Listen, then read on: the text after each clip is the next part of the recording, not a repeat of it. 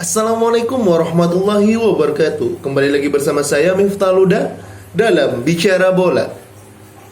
Pada kesempatan kali ini kita akan membahas lanjutan Liga Premier League antara Manchester City menghadapi Chelsea, di mana kedua tim ini merupakan tim papan atas Liga Primer yang mana juga berkesempatan di akhir musim ini untuk memperebutkan gelar bergengsi, yaitu gelar Champions League atau UCL. Namun mereka harus bertemu di pekan ke-35 di kandang dari Manchester City. Ya, kalau kita melihat Manchester City maupun Chelsea sebenarnya sama-sama memiliki peluang untuk meraih kemenangan pada pertandingan di pekan 35 ini. Akan tetapi kedua tim ini menurunkan beberapa pemain pelapisnya karena mereka di tengah pekan kemarin sudah menghadapi tim-tim besar di Eropa, khususnya di semifinal Liga Champions di leg kedua. Tapi berbeda dengan Chelsea, di mana Chelsea hanya menurunkan pemain pelapisnya, yaitu Billy Gilmour, yang semana Billy Gilmour itu tidak pernah bermain selama beberapa pekan. Namun pemain-pemain seperti Hakim Ziyech, terus Timo Werner, terus N'Golo Kante, terus Rodriguez, Benjamin Mendy itu Edward Mendy itu semuanya merupakan pemain-pemain inti yang mana dikombinasikan dengan pemain pelapis hanya beberapa pemain. Berbeda dengan Manchester City yang mana notabene kalau Manchester City main di Liga Champions, otomatis di pekan atau di akhir pekan ketika menghadapi Liga Primer semuanya berubah. Bahkan EN Sport menyebutkan ada 9 pemain yang dirubah pada komposisi Manchester City melawan Chelsea ini, berubah dari konformasi dari Liga Champions tengah pekan kemarin. Benar sekali, 9 pemain yang dipertahankan hanya 2 pemain, yaitu Ruben Dias dan Ederson Moraes. Sisanya semua adalah pemain pelapis di Liga Champions pada tengah pekan kemarin. Tentunya ini sebuah strategi dari kedua tim, yang mana terutama bagi Pep Guardiola, karena Pep Guardiola paham kalau semisal semua pemainnya dimainkan secara teratur, secara sporadis dari tengah pekan ke akhir pekan, tengah pekan lagi nanti ada pertandingan, terus dimainkan dengan pemain inti, maka akan mengalami banyak gangguan terutama cedera. Karena target City adalah bagaimana pemain fit ketika menghadapi final melawan Chelsea di Liga Champions. Kalau kita bicara Liga Inggris, City hanya butuh 2 poin dari 4 pertandingan termasuk pertandingan tadi malam. Harusnya 2 poin itu bisa mereka raih dalam beberapa pertandingan ke depan, karena pertandingan tadi malam mereka kalah 2-1.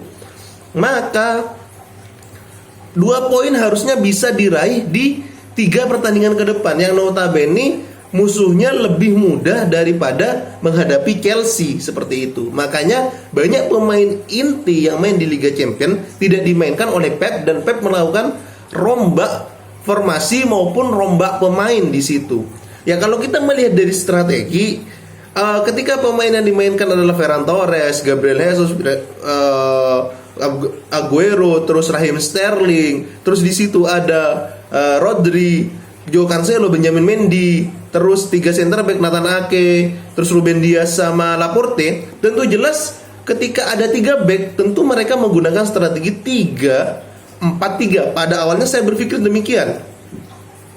Ternyata di lapangan mereka bermain dengan formasi baris berbaris seperti anak pramuka lagi yel-yel, yaitu 3-3-3-1, di mana 3 lini kedua mereka di situ ada Rodri, Joao Cancelo sama Benjamin Mendy.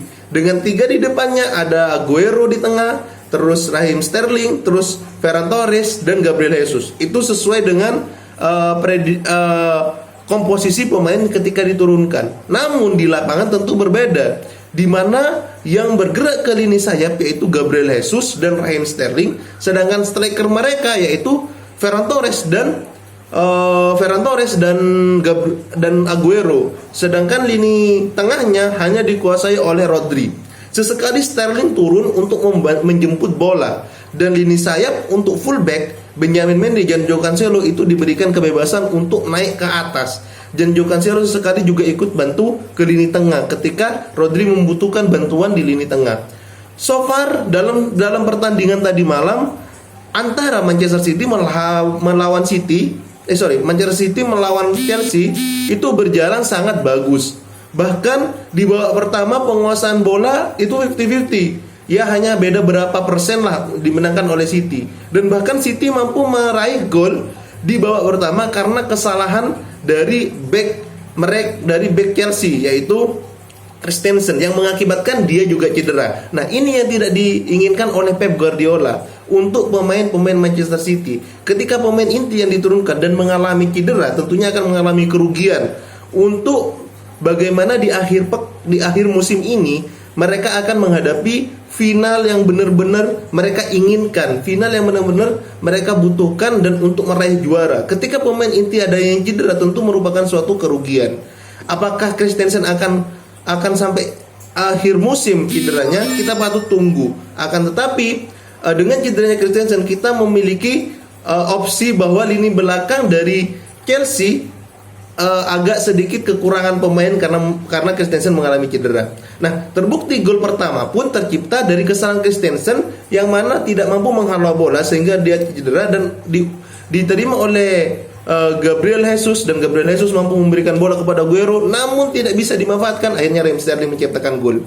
Di akhir babak pertama sebenarnya Manchester City bisa untuk menambah gol, akan tetapi Sergio Aguero ketika menepati dirinya sebagai algojo penalti, dia gagal untuk menciptakan gol karena Panenka yang dia berikan terlalu mudah dan terlalu lemah sehingga Edward Mendy mampu untuk menepisnya. Gak apa-apa, semua pemain pernah mengalami hal demikian, mengalami gagal penalti, semua pemain bisa mengalaminya.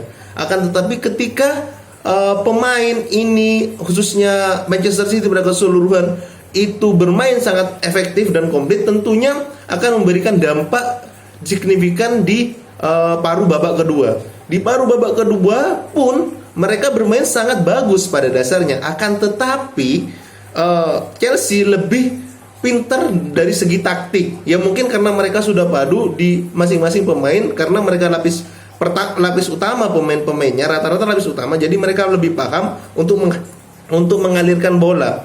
Akan tetapi Pep Guardiola tidak habis pikir ketika banyak peluang yang diciptakan oleh Manchester City, terutama dari Gabriel Jesus, dari Raheem Sterling maupun dari Aguero, Ferran Torres, itu tidak mampu memberikan gol. Terutama Raheem Sterling, banyak peluang dari dia yang tidak bisa diciptakan menjadi gol.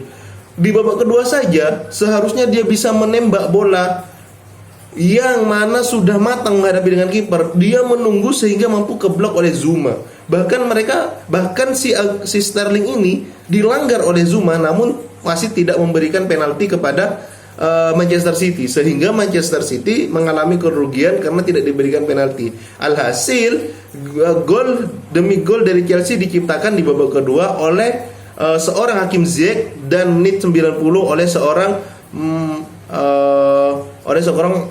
pemain sayap mereka.